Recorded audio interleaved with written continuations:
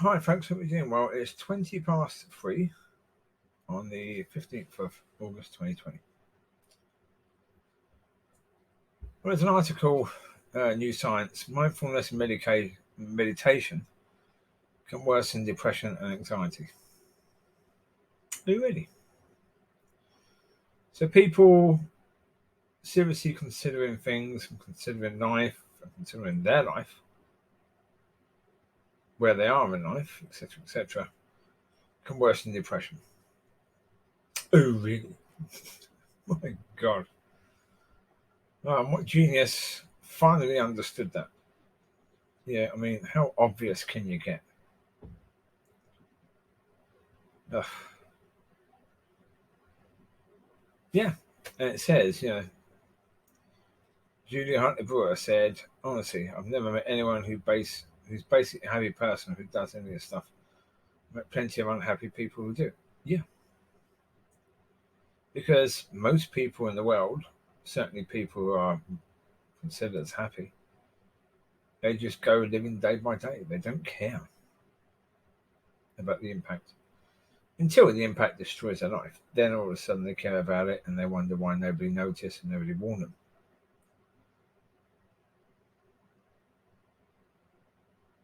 So, which is worse? Good question.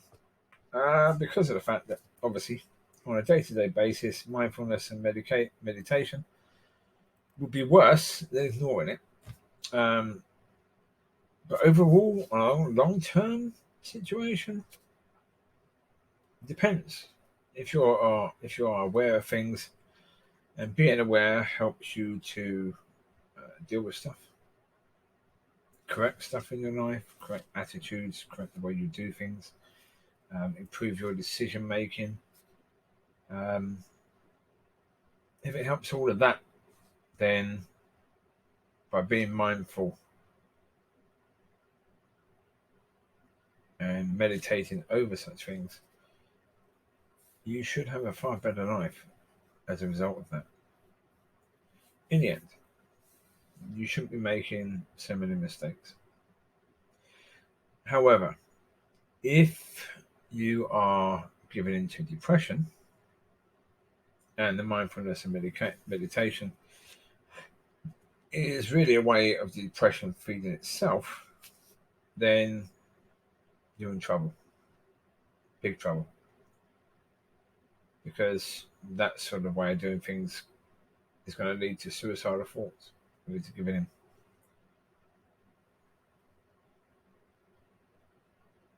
Yeah, very much the case, especially for Christians. Considering where you are now, the last thing you should ever do is try and look at where you are now. Because what does that mean? You stand still, look at where you are now. Where are you? Where are your feet? Because your feet is standing on where you are now. So therefore you have to look down. When you look down, what do you see? Nothing of any worth. You're not anywhere, really. And that's why you've got to look up. Where are you now? Look up. Don't look down. Don't look at where you actually are. Look at where you're headed. Where you're headed is always matters far more than where you are right now. Because where you are right now, hopefully in a minute's time, that will be the past. You would have moved from there to somewhere else. That's the idea. That's how we are supposed to live. We are supposed to keep on moving and improving and learning. But learning comes before improving, so we do those. Yeah.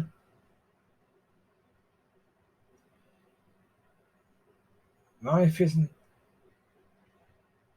easy for most people. Most people experience a life that is difficult to say the least. Yeah. Because if it was just us, if it was just me in my life, that was it. My dogs and me in the whole of the planet. But I still had food provided for me and money to buy food, etc. And yeah, somewhere to have a home over my head or a roof over my head, sort of thing, um, life would be better. If the whole of the world was serving me, wouldn't life be so much better? It'd be easier in so many ways. It'd be incredibly depressing in so many ways because you wouldn't have any friends. Even though the reality being, how many of us have any real friends? Really real friends? None at all. Well, many of us have none at all. That's the reality. We don't. You know?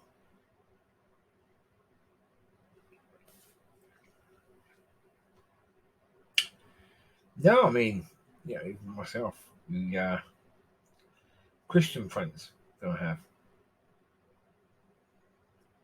No. I mean, part of it is, as I say, so many are. Someone made a video about middle class Christians because so many that I know are middle class. And that's the thing with middle class. Real life scares the crap out of them. That's why they run away from it. That's why they get the super righteous, and where everything said has to be positive. And, it's that super righteousness of them because real life is scary. And they don't like it. They don't like it in any way, shape, or form. So, yeah, that's the reality. That is the reality of the situation. It really, really is. But that's what you get in life. People. And you get bosses, you get so-called friends, you get family, and in all of that, you can have some people that are a benefit to your life, and some people that are basically a curse to your life. And if you are one of those that has those, the people that are cursed, get rid of them. Just don't really spend time with them. You don't need to. You can say, no, I don't want that anymore.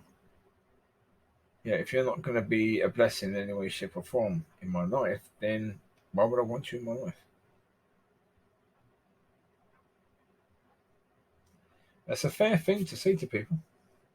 It is. Say it in a nice way, but say it. Absolutely fair, because there's no reason why you should have someone in your life that is a detriment to your life. However, saying that, there are some reasons. I mean, if God wants that person in your life for a reason to teach you something or for you to teach them, and even when you try and walk away, God's going to keep bringing you back or bringing them back to you. And you'll know if that keeps happening, then God's got plans here. He's trying to do something.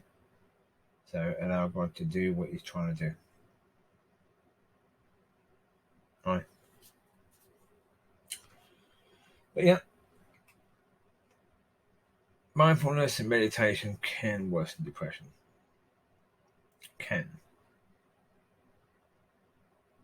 Yeah. Depends on how you use it. As with everything. What you do is down to you.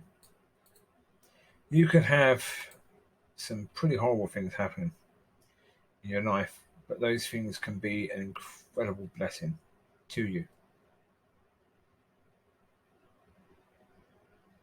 Or they can destroy you.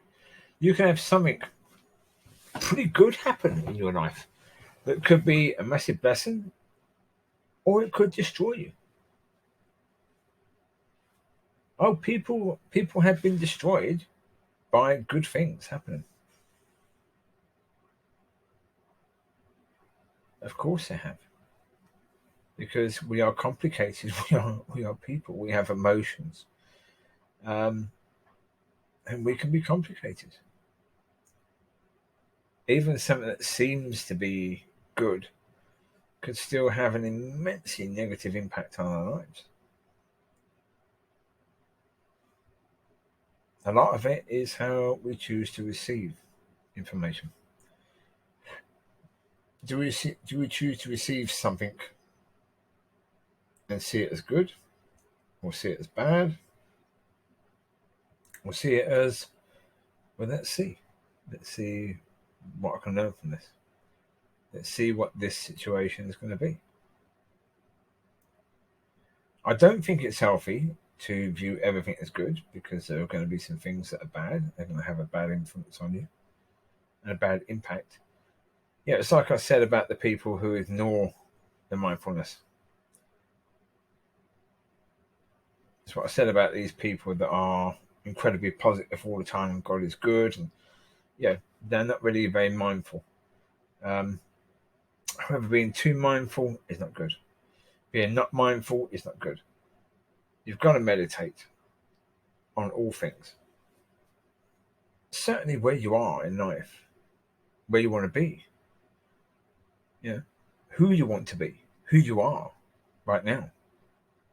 All these things matter. All these things you should be meditating on and should be mindful of. Make sure you take notes. There are always improvements that you're making on a daily basis. You just don't necessarily notice because you're living with you on a daily basis. You don't see the improvements, but they will be there. So take notes. Be mindful of you, of where you were and who you are now, and where you want to be.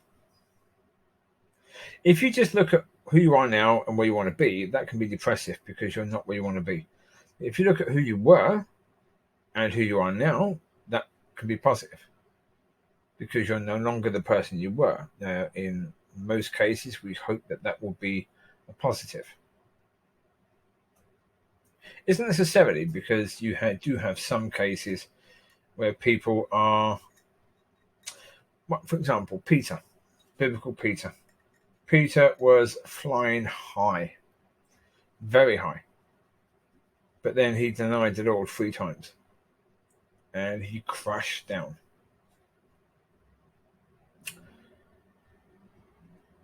So, he was once where he was great. Where he is now, at that point after betraying the Lord 3 times, would be awful. But if he can also look at where he's going to be, or where he wants to be and where he's going to be, that would be immensely encouraging. But that's the point. We can't see where we're going to be. We can only see where we want to be. But where we're going to be is something completely different. We can't see that. We might be able to see glimpses of it. Generally speaking, we can't see that. Well, that's tough. That makes life difficult. If we could see, like, for example, I mentioned in a video, I don't think I released that video. I did a video yesterday. I didn't actually put it on. About the fact that during my life, I have restarted my life over and over and over, probably about 8 or 9 or 10 times, going from the point of having a life to having nothing, then building it up again, then having nothing, then building it up again, then having nothing, and building it up again, then having nothing. It's been quite a regular thing, really, over the years. Now,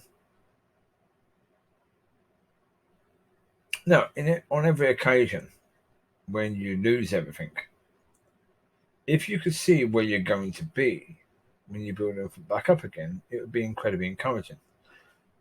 But if you could see that maybe in 20 years' time, you'll still be going through this same sort of thing, not so encouraging, is it, really?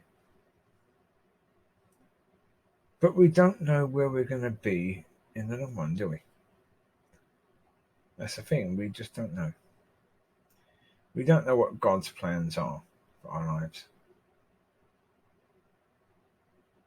And I mean, I personally believe, rightly or wrongly, I'm not talking about me in this, but I personally believe that people that have been through stuff, that have had to rebuild their life, that have been through real trials in their journey and come through those trials, that they're the sort of people that God's going to use to rebuild His church. To bring God back to the people in a massively powerful way. Now, I'm not saying that I'm going to be part of that, because I've not necessarily been victorious. Or maybe I have, I don't know. I really don't know. I don't know what victory looks like. I don't know what failure looks like in that. Maybe I failed miserably in the challenges. Maybe I was victorious. I don't know. Only God knows that. With depression, when you have depression, you can see that you failed. But when you look at them from a more spiritual point of view, you can see that you've succeeded. So which it is, I don't know. I'm not going to be arrogant enough to try and suggest that I've succeeded in all the things. I certainly haven't. I haven't failed in all of them. I've succeeded in some, I've failed in others. That's the reality of the situation. And who God chooses to use is up to Him. Simple. I mean, would it be fantastic to be used by God? Yep, of course. Is it definitely going to happen? No. Is it definitely not going to happen? No. Time will tell. As with all things, time will tell. Time will tell what's going to happen. But to conclude this little video, be mindful and meditate on the things that are important. And if you have depression, don't let depression determine what you meditate on and what you're mindful of.